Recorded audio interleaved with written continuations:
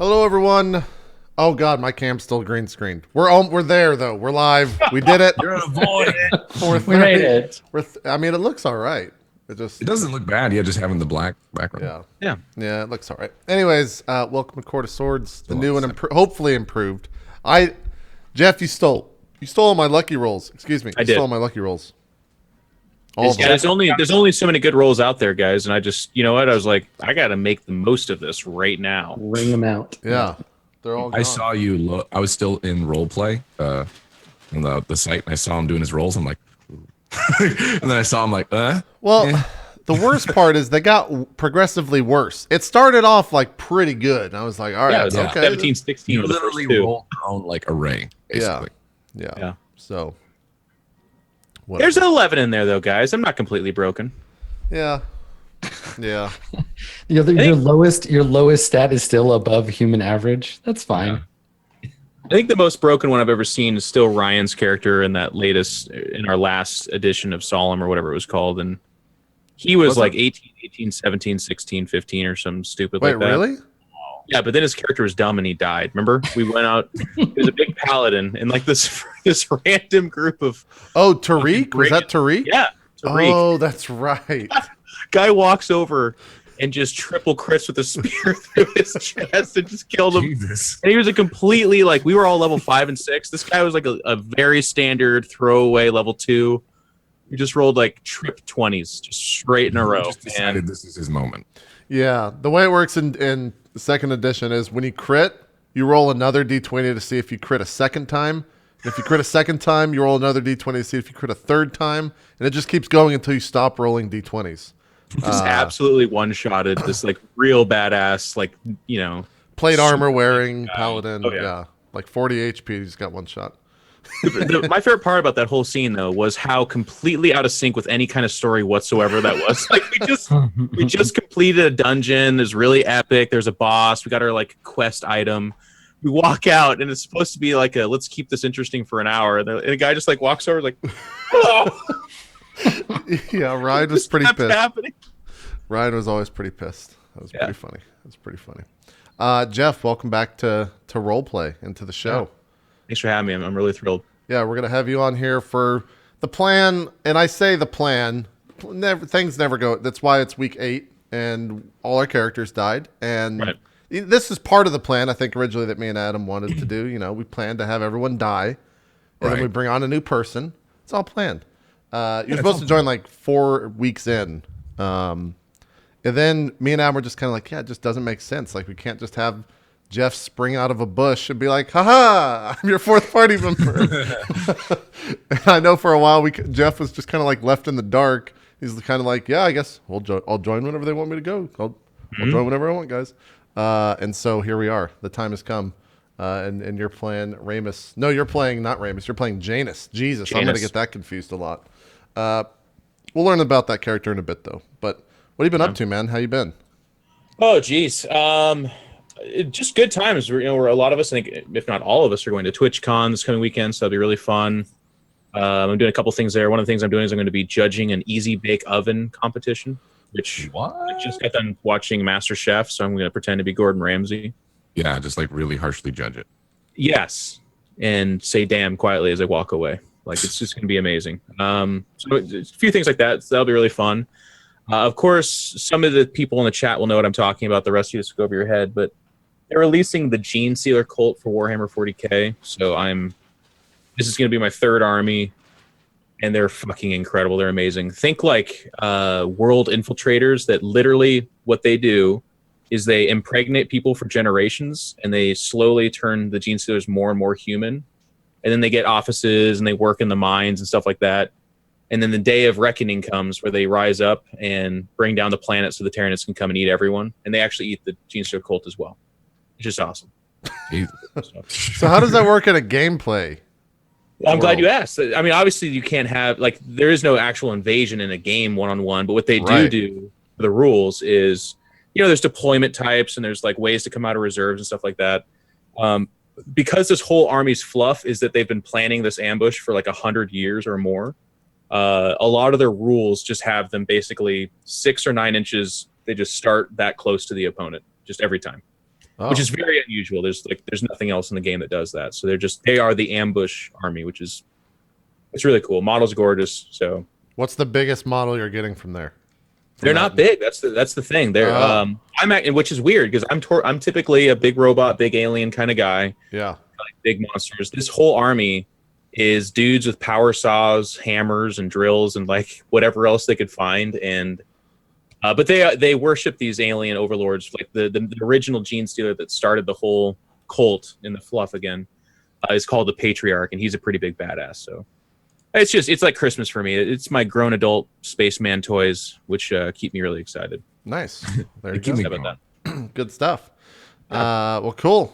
We'll hear more about what we think about media and all that stuff in the coming weeks, but we're a little bit late today, so we kind of want to get straight to the action. Still want to talk to the cast, though. Adam, how is it creating an entire campaign in 4 days? Oh yeah, it's no problem. It's great. It would have been really cool if you all hadn't died horribly. People think that it's all sunshine and fucking lollipops when you're the GM. You kill everybody, but then you're like, oh, all that stuff you had prepared, throw that shit out the window. No, it's good. It's fun. I like having a clean slate, starting new, and yeah, we all made characters pretty quickly, and it was fun watching, especially when Max and I were making the character, watching how you like are reacting to the things that happen. You're like, oh, I had low armor class. I'm gonna fix that shit.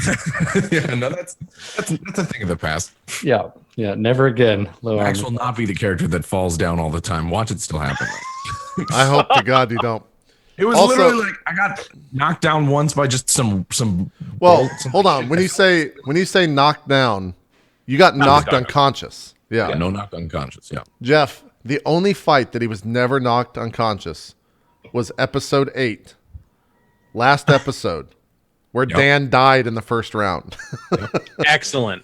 So that's the kind of all-star players that you're coming in contact Hey, with. he had 13 AC and then he had 14 AC because I threw studded leather on him. Yeah. 14 AC is a totally respectable amount of armor. I think that's how much I have. So rip. Yeah. It's gonna be fun. It's gonna be fun. Yeah. So yeah, I've just been doing that the last couple of days, getting ready for that shit. Good stuff. Yeah. You'll be at TwitchCon this weekend. You'll be doing your DM panel and the Bounce Power panel and some other panels. You're on a lot of stuff. Yeah, I'm busy pretty much like all day Saturday, which is nice because then I can just chill out on Sunday. But yeah, it's gonna be a good one. I'm looking forward to it. Good stuff. Good stuff. Dan, what have you been up to?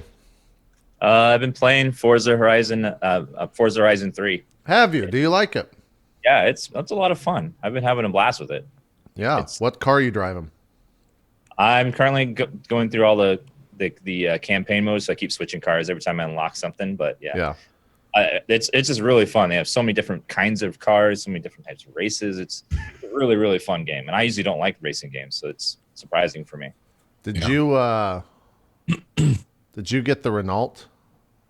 The little 3-wheel thing? Not yet. Okay. Don't drive that car. I like the video, JP, you posted of you driving the van in the race. That was incredible. That was a little yeah. So that was the Powerpuff car. That was the little, I don't even know what that car's called. But there's a classical station. And Dan, if you're not playing the classical station for your music choice, you're actually playing that game incorrectly. That's the only time I'll ever backseat someone and say you're playing this game wrong. I just unlocked it, yeah, and I started a race, and one of the symphonies came on, and it was like super epic. Yes, it's the best. They have the music that they used in and I forget the song name.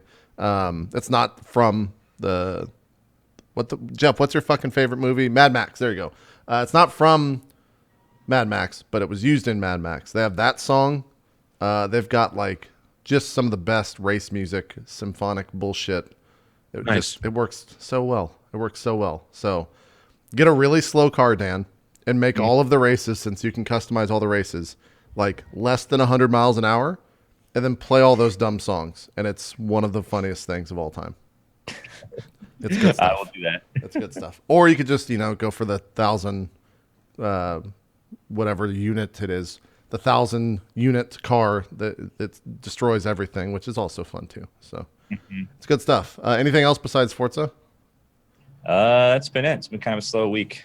Yeah, it has. It has. Well, we got TwitchCon this weekend, so it'll pick back up. And then after that, all the games in the world. So, last but not least, Max, you got power? I have power. What have I been playing? Have any of you guys played the Rumble mode on Rocket League? I've heard about it. Probably not. Not it's played crazy. It though. It's regular Rocket League, but you have power-ups. It's like Mario Kart Rocket League, right? It's kind of like that. Yeah, you can. One of them, the power-ups is like, so every 10 seconds it like goes through, and everybody gets a power-up just randomly.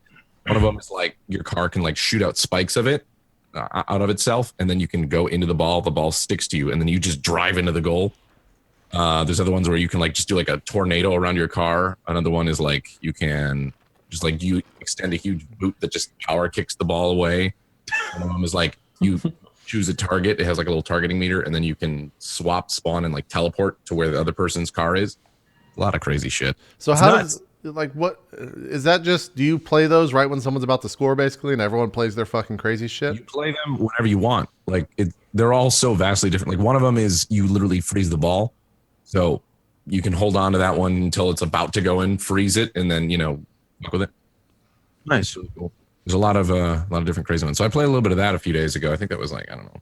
Yeah, probably like 2 or 3 days ago. But other than that, it's been I played more Disc Jam on Friday. Oh yeah. Yep. I'm not gonna I heard Zeke got a little heated during Fucked Up Friday, as he does. He did get a little heated, yeah. Was it because of that game? I was just determined to give him a win because we kept losing. Well, when we say heated, though, like his shtick is heated. So do you mean actually mad? Like actually we was mad? He wasn't really mad. He wasn't break a monitor mad like when I played Mario Kart with him. That's like, Did you guys hear that loose black rant that he did the other day? It's like, yeah, he always rants. It's true. Yeah. No, he wasn't actually mad. But that game, Disc Jam's super fun. Definitely check it out. And then other than that, it's just been invitational stuff. Are you ready for the invitational? Who knows? Probably not. Who knows? To be honest though, like I don't feel like we've had a whole lot of time with the map. Like we have, but if you're not a busy person and you don't have like the only way you get a decent amount of time is if like you just decide to stream just that, as a streamer. And I like watching that. That's a really fun competition. It's fun, but like I didn't want to, as a variety caster and playing other stuff, I got other stuff going on, so didn't get as much time as I'd like to. I'm still gonna play a little bit more with it, but I've been enjoying the map. They definitely still have some stuff that they need to fix. One of the things that pisses me off to no end is when you default have like a med kit, it goes into your slot, your E slot. Yeah. So that's just a hotkey for it, which is nice. That's awesome. It's also the same key for when you're crafting, and they didn't think to disable, the hotkey for health when you're hitting E in the crafting, so you can accidentally use like your procoagulant or your med kit while you're crafting something else. So you're just wasting your shit. Nice little stuff like that, where it's like, how did that? Can you change the hotkey for it though? What's that? Can you change the hotkey for it though? I don't think so. That's hard mode, man. That's to be honest though. That's the world of survival. Sometimes you're crafting something, and all of a sudden you're just jamming a stim pack in your arm. Sometimes you're just squirting yourself with procoagulant and manage yourself. That's true. It might happen. That's what I've been up to. Not that exciting. I still don't know when that H1Z1 tournament is actually starting. It's on Sunday. You gonna do that, JP? No, I was not invited. I didn't even know it was happening. But I haven't played H1Z1 since last year, the invitation. Yeah. So yeah. Even if you can rebind the key though, that should not be a default. Like right.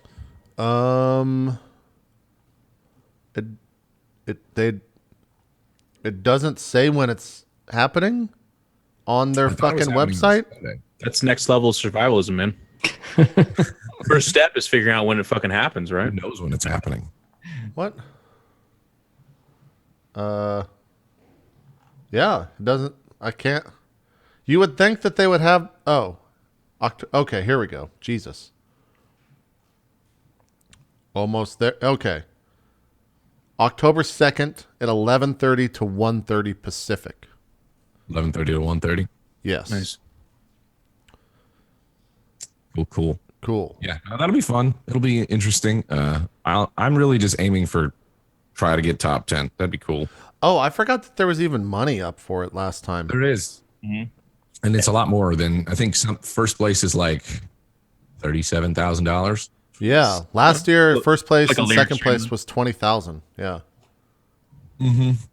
Yeah, last place was 1,700. This year, I think it's like 2,700 or something like that. Jeez, dang. So even if you're 10th, You get like a couple. That's what's wrong with America, though. People getting money for taking less.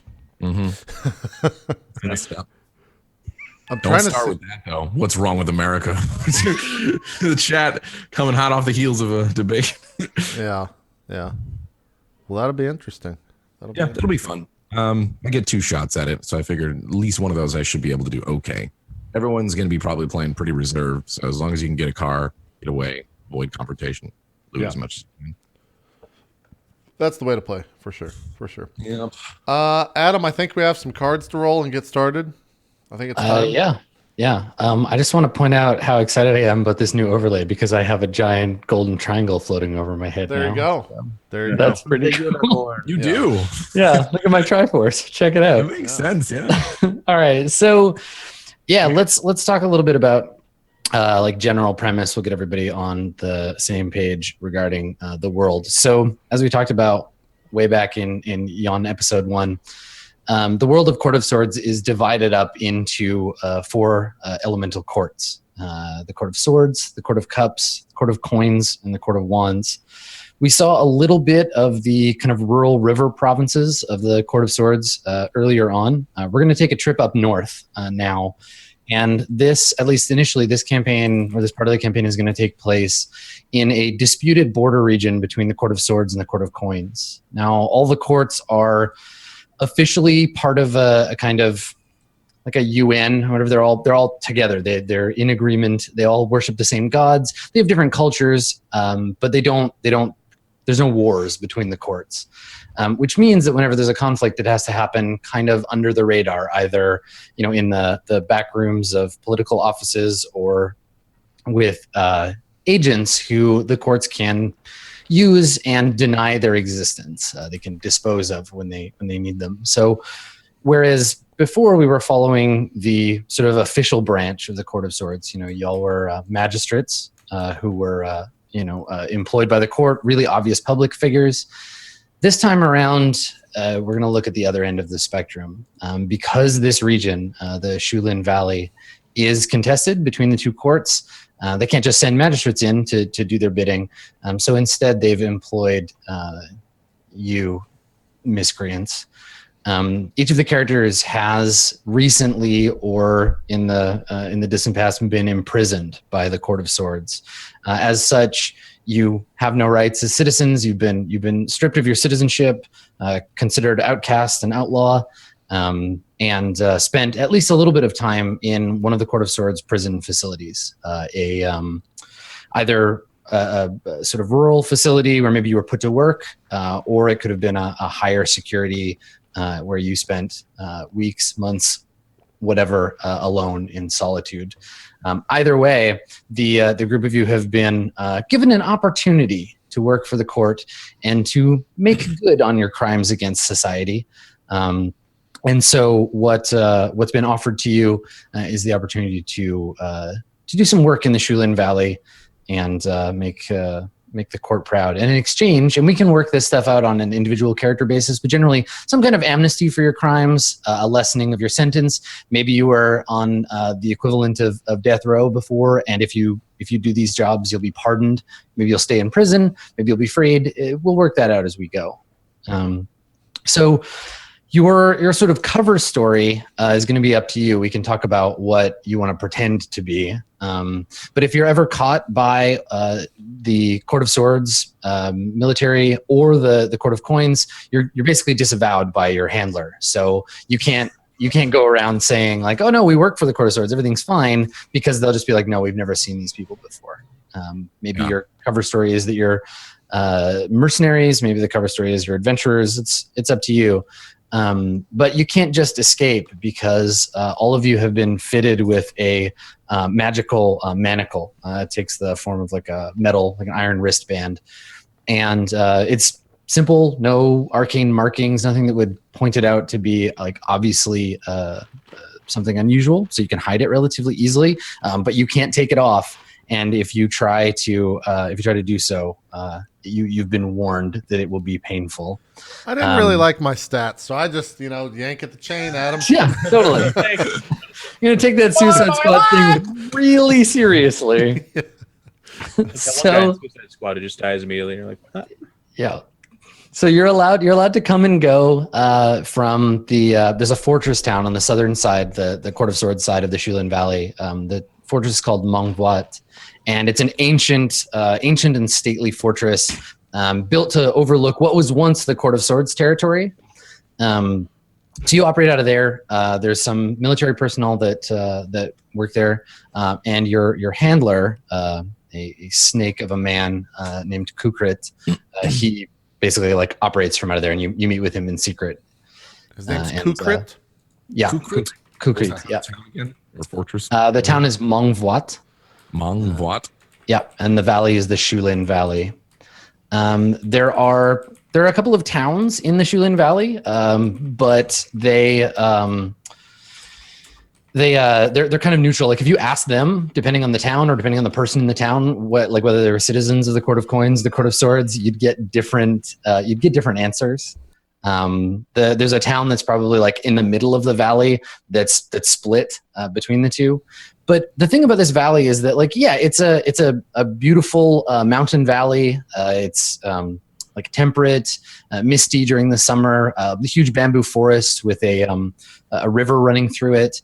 But it's not like there's like a gold mine or like diamonds, or it's not a strategically important territory. But somewhere, for some reason, the bureaucrats and diplomats of the two courts have been debating who it belongs to. So you operate in this valley and are given missions to move around in it. Just a couple of quick setting notes, mostly for Jeff or for folks who are visiting for the first time. So the gods of this setting, and by extension the lives of the people within it, are governed by a structure called the Arcana. The Arcana is a set of gods that represent the stages of the life of a person from birth to enlightenment. And this can represent a single lifetime, or it can represent the cycle of enlightenment. There's variations on how these are treated.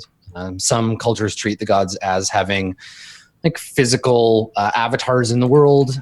Some treat them as abstract concepts. The Court of Swords, they're predominantly an intellectual system for managing a person's life. Various clerics will pay homage to the stages of the Arcana and be responsible for a certain part of a person's life. What Arcana do you follow, Dan, your character? Sun. Yeah, the sun. So, for example, the sun represents a moment of revelation, a period of brightening. It's a very like confident sign, very confident moment. And the clerics of the sun are generally well regarded.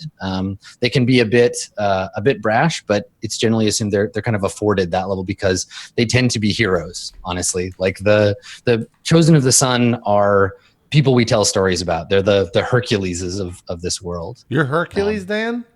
He could very well be. Yeah, he's sworn himself to a life of significance.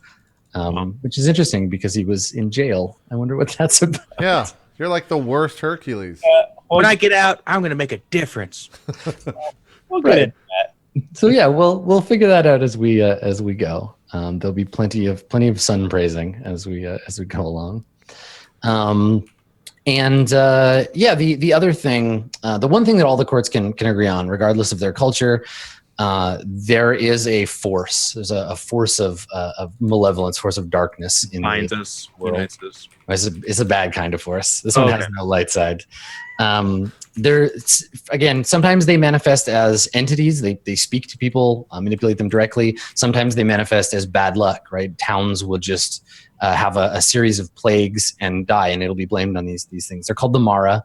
And it's generally believed among scholars of these things that the Mara's job or their purpose is to take people away from the cycle of reincarnation, is to promise them earthly power in exchange for turning their back on the gods. Mm-hmm. The Mara are not well regarded, but occasionally someone will turn to them for power, and this is how we get tales of necromancy and demon worship and what have you. And all of the courts agree that the Mara are a bad time, and we should not we shouldn't pay them fealty, though some people don't care about that. They just want money or power or whatever. So they're a thing that is sort of worth looking out for, and kind of like the Predator, they're drawn to places of conflict. So there are rumors in the Shulin Valley that as tension is building between the Court of Coins and the Court of Swords, that it's drawing the attention of the Mara, and that soon babies are going to be born with horns, or the towns will start becoming poisoned. So there's some tension there that's happening among the people of Mongbuat. Nothing wrong with horned babies. Yeah, sure. I mean, if they're tieflings, I guess. It's 2016. It's not good. Yeah, it's time to turn away from these like really bad outlooks. Stereotypes. Yeah. Are the Arcana gods in this sort of hands off, but the Mara are sort of, they like to manipulate? Yes. Yeah. Exactly. Where like you can pray as hard as you want to the Emperor, and he's not going to answer. You're not necessarily like clerics have access to magic as empowered by part of their their rights, but the average person, they can pray all they want and nobody's going to respond. But if you whisper in the dark to the Mara that you would like to kill your enemies, there's a chance someone will listen, right? One of them will hear you. And I think that's what makes them so dangerous, because the gods don't answer prayers, but the Mara do. Yeah. So a thing that all people should be on the lookout for. My God, answer prayers. So no matter what, no matter like what you do, no matter what part of society you're in, one thing that is true and sacred to all people in the world in which we're playing is the idea of fate. The idea that there are people in the world who, through the use of a sacred artifacts, can divine the future. And whenever anybody undertakes any kind of significant task, whenever people are married, whenever children are born, they have their fortune told, and that affects their path through the world. And so the first thing that we're going to do, we're gonna get started by reading the fortunes of your characters as they relate to each other. So this is going to be, I'm going to draw a card, and then we'll talk about the connection that card might mean between two characters. And it'll be up to you guys as players to both figure that out together by your actions of your character on screen, and then like off screen and between sessions, you can kind of think about how your characters interact. And they're general on purpose so that we can kind of interpret them a bunch of different ways. And then in game, if you take an action related to that other player, maybe you help them with something, you are trying to bring them back from the brink, you are speaking on their behalf, or you're fighting with them, you can get advantage on that roll if the bond between you is the focus of, or the reason that you're making the roll. Two players who have, like, for example, like an ancient grudge, if they ever come to blows, it'll be advantage on both sides the whole fight, because you're all that stuff, that blood is coming to life.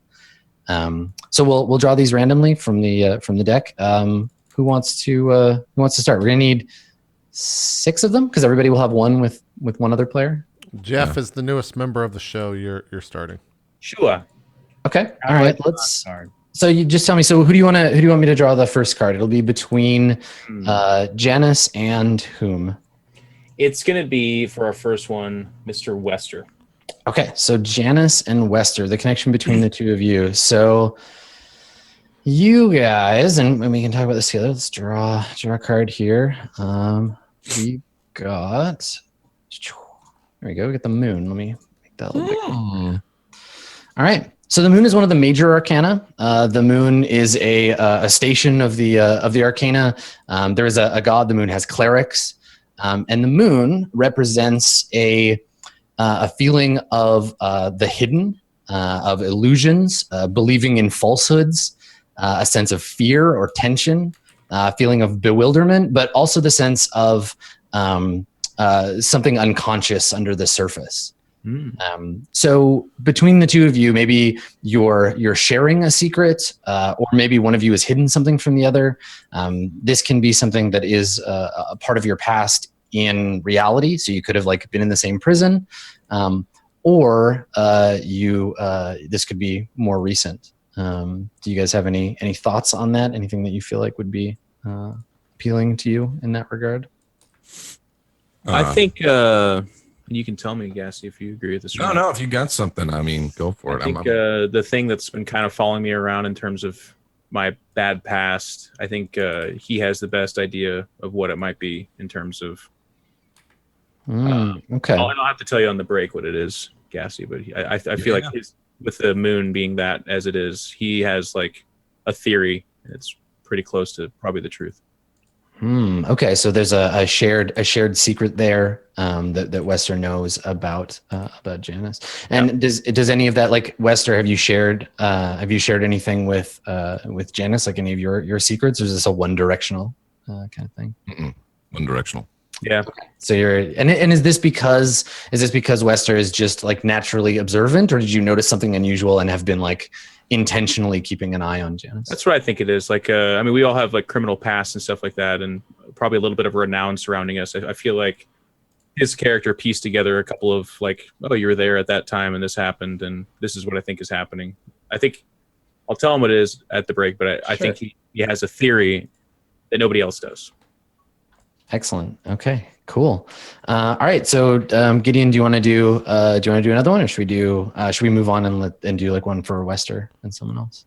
You can go Wester. That's fine. Okay, we'll do a truth or dare style. All right, Wester, who do you want to do your bond with? I want to do it with Jan. I'm just kidding. Let's do, what are you guys' names? Do Ramus. Okay. All right. So between Wester, our mighty warrior, and Ramus, our cleric of the sun, the card that the two of you get is the Three of Cups. So the three of Cups is a positive card. This is a card about the bonding of communities. So remember, cups are all about like feeling oriented. They're about like emotions predominantly. They come from a place of your characters having feelings. So your feelings here, as represented by the Three of Cups, are friendship, community, shared experience or camaraderie, exuberance and energy. So Wester and Ramus, are you guys buds? Is this that you're like old friend? Can it look like this image of them just like hoisting drinks together in the middle of the totally like a bunch of nymphs in the wood. In a former life, we were nymphs. How about like in the past, we worked together and we defeated some terrible foe together and we shared in a victory, and that's our connection. Is in the past we did something together that was a triumph. I'm agreeing with that. Yeah. Cool. So the two of you have a sort of a history of victory together, and because of that, you have this bond of friendship. Mm-hmm. Cool. All right. So Wester and Ramus are buds. They're friends. That's cool. Ramus, who do you want to do yours for? Let's go with Gideon. Okay. So the connection between Ramus and Gideon will be represented by. Let's see. Is it the 8? That's a 7 of Cups. Okay. We got 7 cups, Dan. So the seven of Cups is a card that speaks to wishful thinking, letting your imagination get the best of you, hoping for something that may not come true, and then the falling into dissipation. It's a card with that represents a lack of discipline. It can represent like going on a bender or overindulging, excess, entering into addictive patterns, and on the positive side, it represents a vista of many options. So, I mean, I think this works. Dan, you tell me. Does this work where we both kind of talk about our different religions to each other, and we both indulge in the? We both want to try to convert each other to our deities, and we do it behind the guise of like, well, in my religion we do it this way or something like that. Yeah. Let me say about how superior we are versus you. Yeah. Right. That's cool. I like that. So yeah, there's this kind of overindulgent like religion relationship between the two of you. The temptation to talk too much, perhaps. Yep. Cool. I like that. Is anyone under temperance, by the way, in this? Nope. No. Thank God. So yeah, so the obviously clerics were like, I don't want to say worship, but they follow the they follow the arcana. Druids are more rooted in reality, right? They get their powers from the spirits of the land, mysterious entities that exist in the rain and the woods. They're sort of animistic. Everything has a spirit, and they can speak to them. That sort of thing. Yep. Cool. All right, Gideon. Who do you want to do yours for? Janus, definitely. Okay, so Gideon and Janus, the two of you, your relationship is represented by the Fool. All right. Fantastic. So the Fool. That's actually Jeff's characters right there, believe it or not. The Fool is the first card in the major arcana. It's the firstborn of the gods, and the Fool represents new beginnings. It represents striking out on a new path. It represents spontaneity, faith in the journey, and embracing folly, doing things because you learn something from them, not because you have a plan necessarily. The Fool is about taking that first step without looking. That's why he's standing on the edge of a cliff. And it's about the birthing of something new. It's a card that has a lot of potential and hope. And to me, it indicates that the two of you might not know each other very well. That maybe you've just met and are sort of forming your relationship now. I feel like that kind of fits with maybe you're familiar with the other guys in the group or something like that, and I'm kind of an add-on or addition to our mission or whatever. And sure, yeah, maybe you were like the last person assigned to the group or something like that. Or were people assigned to this group, or did we get to choose for this group, Adam? No, I think they pulled a bunch of people out of various jails and just sort of threw you together. Okay. And obviously, like, you have some history, and this isn't like your first. We're not seeing you on your first day in the Shulin Valley, but maybe Janice and Gideon don't have a previous relationship. Yeah, I think we're still learning about each other. Like, maybe there's some form of connection between everybody else, but for the two of us, Gideon and Janice, it's like very brand new, and we're figuring things out. Excellent. Works. Cool. I like that. All right. So Janice, that just leaves your connection with our cleric, Ramus. Let's do it. Right? Yeah. Okay. So Janice to Ramus is the seven of wands? Yeah, 7 of wands. Okay. He's fishing with a lot of sticks. A stick or something. I don't know what's going on. So the 7, this is going to be great. I can already see how this one's going to go. So the 7 of wands is a card representative of aggression, defiance, and conviction. So the two of you, there's authority in your relationship. I'm guessing probably Ramus is trying to be authoritative over Janice.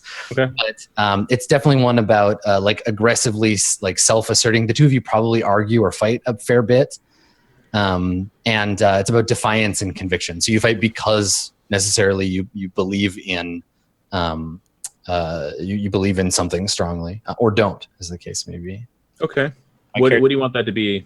My character is very arrogant and cocky and likes to boss people around, and maybe I do Perfect. that a lot. I'm a rogue, bro. I'm like I'm an independent agent typically who likes to work it alone, and you're like the leader figure, so it just really bothers me.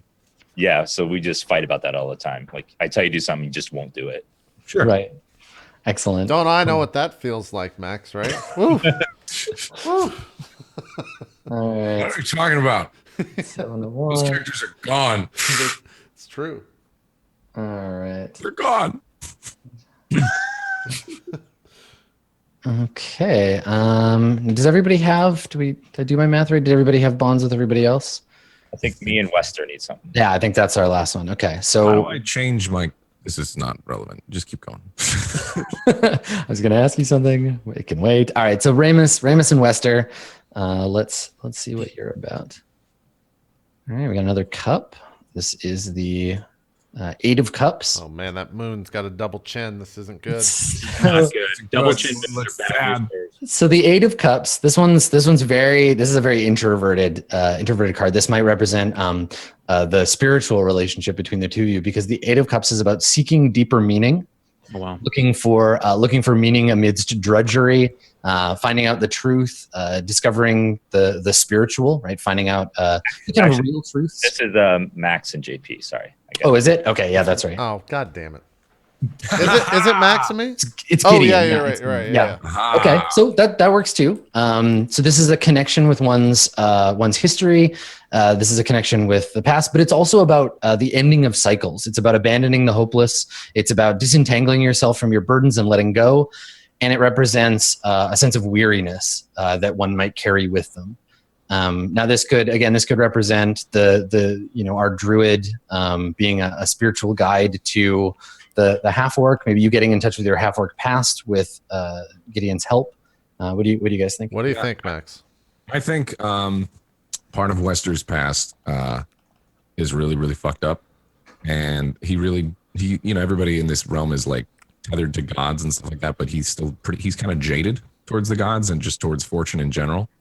And I feel like Gideon's characters senses that about him through, maybe perhaps things he said, just the way he's acted, and is maybe a little determined to see and sway him to like don't give up on the gods. They'll, regardless of what you believe in. If he's cool with that, I don't know.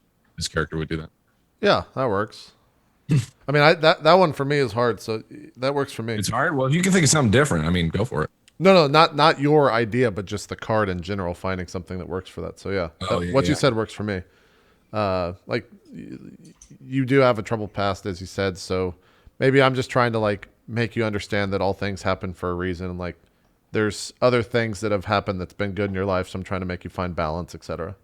Yeah, that works. Cool. Yeah. So again, anytime that those bonds come up as a result of, they come up as part of an action. So it can be direct or indirect. You could be asking someone else about the character or whatever. As long as it's part of that bond, you'll have advantage on that roll. So keep those in mind. And again, if at any time you want to change or just simply reread your character's bond with the other characters, you can either go as a group or together with one or more characters and find a fortune teller. There's one in the town, and just draw a new card, and that will indicate sort of the potential future for your characters. Cool. All right. So let's just get right into it. I think the scene that we open on, and I'll give you all a chance to describe your characters and where you're at. But the scene that we open on is the Shulin Valley at night. The moon is high and full in the sky. There's very few clouds. We can see the stars sort of scattered on the darkness of the night sky. And below we can see the Shulin Valley. It's I guess a significantly sized valley. It's got this river running through the basin of it, and there are these like heavily forested slopes that lead up, and we can see the castle of Mungwat in the distance. And as we pan down into the valley, I find ourselves in a forest. We can hear cicadas in the distance, and the forest is otherwise fairly quiet. We come to what appears to be like a sinkhole or a collapse in the forest floor, and there's sort of dust drifting up from it. It's obvious that this area of the land has collapsed recently, and we can see around the edges of it bits of ancient stonework. And I think that there are tools nearby. There's like a shovel stuck into a pile of dirt. There's dirt sort of scattered around, bits of brick that's been excavated. And as we continue to pan down, we go down into the darkness, we follow the beam of moonlight coming down. We see the four of you, and you are recovering from having inadvertently broken open the ceiling of the room you were trying to excavate and fallen down into it. Now, you haven't fallen far enough to hurt yourselves, but we see you amidst rubble and dust.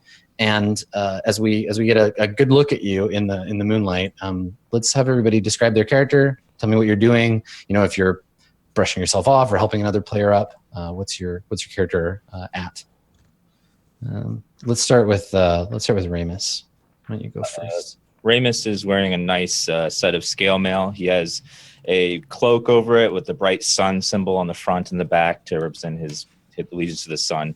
And he is currently berating all of the idiots around him for stupidly making us collapse into the cave and just making a fit as he dusts off his brand new tunic that he just bought, and he's very upset with people right now. All right. Okay. So we see you berating someone. Who's the focus of your brain? Who are you shouting at when we see you right like in this moment? Probably at Wester, since he's the strong one he just slammed on the ground and it probably caused the collapse. So I'm currently yelling at him. All right. So we follow your angry look over to Wester. Describe Wester for us, Max. Wester is a very large half orc. He's 6'8", pretty huge steps when he walks around. So maybe something like that. I don't know. He wasn't being careful enough and slammed down. He has long black flowing hair. No, he has long jet black hair that's tied in kind of like in like a ponytail that splits off into two on the back. He has dark brown skin and tan eyes, and he really just likes friendship. No, I'm just kidding. And you're the only member of the party that's not you're not human, right? Not human. Nope. So your inhuman heritage, how does it express itself? Like, do you have like tusks? Do you have horns? What do half orcs look like? He has two tusks. One of them is broken off. Mm-hmm. It's like kind of flat, because it just happened to him in battle and shit in the past. He's got a large scar across his forehead right here, going from right to left, and across his chest he has an X, a brand, all across his chest right here. Cool. So you're wearing chainmail, right? Yeah. Right now. Okay. Cool. So yeah, we can maybe see it like on your collarbones as you're like adjusting your. A little bit, but it's a large X branded on him. Cool. And he's wearing large chainmail, or the chainmail, and that's kind of it. He doesn't really have anything super fancy. Everything else is just kind of clothes. It's more function over frilly, nice looking things. Sure. Yeah. Cool. Okay. And so how are you reacting to Ramus's berating you? Where's Ramus at? Ramus, where are you at? I'm just like maybe 10 feet. Are you offering me a hand, or are you just yelling down at me? I'm just looking down at you as I'm cleaning off my tunic. I'm just looking down at you and just yelling at you, basically. It could have been anybody, Ramus. I'm large, you know this. Let's get to the job. You simple fool! I just paid good money for this cloak, and you ruined it! Yes, your frilly clothes. No one gives a shit about that. So the two of them are shouting at each other, and in the shadow cast by this pool of moonlight, we see Janice rising from the dust. What does your character look like, Jeff? Tell us about Janice. Yeah, I think with just like the white noise din of them arguing, and only with like the refocusing of the perspective, can you actually see Janice, because he wears all black, just leather armor, but it's imperceptible underneath his clothing. And he's just, everything about him is engineered to be camouflage and invisible. Like, he wears a bandana on his lower part of his face and a rag on the top, both black. And he paints the strip of skin that otherwise would be seen as black as well. And just the rest of him is just black fabric, black clothing with a black shawl, black gloves of sorts, but they're, fingerless, but even his fingers are painted black. And he just kind of collects himself a little bit, kind of brushes off the dust and the dirt from the fall, and then immediately sets about kind of going through his gear and checking to make sure that it's not ruined. And as he's checking through his bow and his weapons, it's all oiled too. You can kind of tell that every single part of his body that would make a noise is either oiled or kind of shaven off to make it so that he does not make any sound at all. Cool. Okay.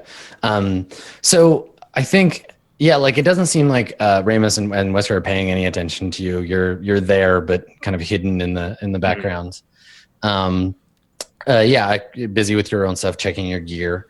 And Gideon, what are you doing? Where are you at? Like, everybody else is either shouting or doing the rogue thing. So we're down that we climbed down this thing. You fell. Yeah, you were working on finding. We'll get to like why you're down here in just a second, but basically you've fallen into this chamber inadvertently.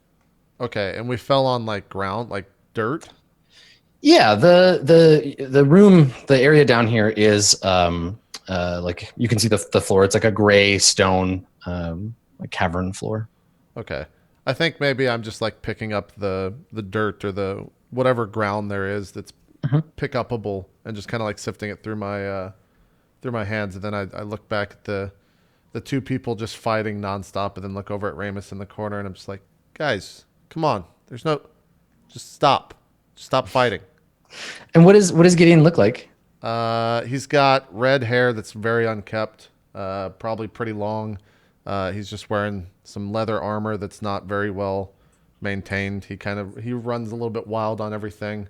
And then he's got a shield on his back with a quarterstaff through it, like on his back as well. Mm-hmm. And he's just hunched over, just saying like, come on, man, just calm down. There's no reason for this. This doesn't involve you, tree lover. I just kind of like roll my eyes. I was like, I hope it never does. I hope it never does. We got a job.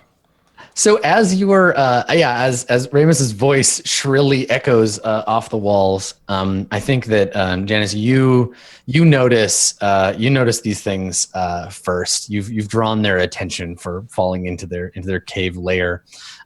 You see the moonlight reflecting off their eyes first, which are big red orbs, larger certainly than would fit into a human face. You can see them in the shadow approaching. There's a few of them, like 3 or 4. You see them starting to approach the light, and they appear to be like vaguely humanoid shaped. They have like 2 arms and 2 legs, and they've like large, like twice as large as you'd expect, like hands. They're about 3 or 4 feet tall. They have big long hands and fingers. They're wearing some kind of like armor, like covering, like bits of metal and leather woven together, and then they have these like huge heads with like big kind of reddish eyes, totally like pale skin. They're like almost translucent. You can see their veins under their skin, and then big long pointed ears. And you see them approaching with weapons, daggers. Would I know what these are? Made out of like obsidian or bone. You can make a quick I think probably nature check. Nature. Yeah. And then the higher your result, the more I'll tell you about them. All right. So you got a 5. You don't think I don't think you've ever seen anything like this in real life. They're just there's some kind of unusual creatures, and they don't look friendly. Are they coming at like armed and like menacing? Yeah. The immediate next thing I'm going to need everyone to do is roll initiative. Let me move you over to got a little map prepared, and I have automatically give me my bonus to initiative because I know that I have a pretty good one. We have our little creatures. What do they look like? Ew. Do they have gems for eyes? Can we pluck out their eyes and sell them? No, they just have big red orbs for eyes. Okay. So right now your tokens are laid on the map there with your initials for now. So you should be able to. By the way, I was going to lose my shit. Where is the initiative button? Yeah. It's above current hit points and basically the center top, Jeff. Okay. God damn it! I just clicked on Velimir. That's there it is. You just click No, Velimir doesn't get an initiative roll. So for this, we're using a bunch of the like features of Roll20 that maybe Jeff you haven't seen before. So you click on your your character. If you click on your token and then click initiative, it'll add it'll add your initiative automatically to the list. And that is with my bonus, I guess, right? I know that. Yeah. It calculates it all for you. Okay, let me add a. There you go. We'll add a turn. You got a 14. All right, let me roll for these little beasts, and then we'll get into her. Okay, so 16. There we go. Okay, cool. Let me organize this. All right, so Wester, you are the first to react when you realize that you've drawn the attention of these nasty little creatures. You see them approaching. There are 2 of them, like in fairly short distance from you. 10 feet away in either direction to your right and left. What would you like to do? Buster draws his long sword with his shield and goes straight and attacks him. Okay. All right. So you're gonna make a move towards the nearest one and take an attack. Okay. All right. Move him. See if it goes better. All right. So what does it look like? Are you like rushing forward shouting? Are you like banging in your shield? Is it just like a calm stride forward? Yeah, Wester kind of like after gets done like shaking off the dust and stuff, he notices that shit's going down. He just like kind of grumbles like and then goes straight into like all right, another one. More like a nuisance. Mm-hmm. Okay. All right. So you stride forward. The little thing hisses at you, and and you take a swing We at him. shall see if he is underestimating them. All right, go for it. Oh shit! Got that 25. Well, it's a natural 20. It's a new story. It's a new story for Max. Great start. All right. So now you're a half orc, so this is like an extra special hit. You can go ahead and roll your damage. So click longsword. It also means the rest of my rolls are shit, by the way. Maybe. All right. So this would be if you just your normal like crit damage. Uh-huh. Now you can roll an additional D8 because you're a half orc. So just type /R space. Is that relentless attack? What is that? Savage something or other. Yeah. Savage tax. Savage tax. Yeah. But I'm guessing it's pretty dead. What now? What is it? /R space D8. I think it's going to be mush. Wow. Yes. Pretty good damage. You definitely 21 damage. You definitely kill the creature. Describe what that looks like. The thing is going to like leap up and attack you as you come towards it. Yeah. Wester, like I said, gets annoyed, takes it out, goes all business mode, takes 1/2 step forward as the thing's flying at it, takes his great sword or his long sword and just slices the thing in half. As he's like, "Little fucking shit," and then just fucking slices it right in half. All right, so blood splatters the ground and the walls, and the thing just tumbles in two pieces. Nicely done, Wester. Good introduction. Let's see what Gideon does. Gideon. Yeah, this will go well. Let's see what Gideon does. I think I'm not even paying attention as this happens because it all happens in around the same time. And I'm pulling out the staff on my back, the quarterstaff. And as I do, it kind of starts to glow a green hue. Then I lower it down and like put my shield next to myself and get ready to attack next round. Okay. All right. So I basically casted this. Wait, what's the name of that spell? I don't. It's Shilligog. You know what it is? Shillag. I believe it's pronounced shillelagh. Shillelagh? I think it's shillelagh. Adam, don't. Okay, look, your worldly stuff. All right, it's Stalag H, obviously. Shillelagh. Shillelagh. So, casting shillelagh is a bonus action. Oh, it's a bonus action? You can move and attack if you want. Which one did this one's dead? Okay, I'll move towards this one and then attack that guy. All right, I've given you a shillelagh attack roll to make. Go ahead. Great. Let's see how this goes. That's 14. Okay, so you step forward. Does your staff? Does it look like it starts to glow? Right when it's got like a greenish hue to it, and maybe like you see some. You should get that checked out. Yeah, out of the wood maybe splinters a bit, and you see like some freshly sprouted vines come out of it or something like that. Cool. Yeah. Awesome. So you step forward and strike out at the little creature, and it just scrambles out of the way. It's just not where you thought it was, and you strike the ground with your staff. Yeah. Yeah, exactly. And then I'm just like, huh? And then that's it. Okay. The creatures will now make their. How many are there? You can see. You can only see 2 of them remaining. Yeah. Okay. But you can also see down here, like there's a cave opening, so the sounds of battle might draw more if there are more of them. Cool. Okay, so Janice, the closest one to you, scrambles forward and leaps at you, snarling and gnashing his little teeth together. He makes an attack with his sword, and I got a 20. Not a crit. I just hit you. So Janice, you take 6 damage. So the little thing, it has this sort of curved obsidian like chipped blade, and it lunges forward and slashes you across the thighs with it, and hot blood spills onto your boots. Gideon, the Mogwai in front of you, attacks similarly, and gets a 17. That's a hit, and hits you for 3 damage. Okay. So just a scrape.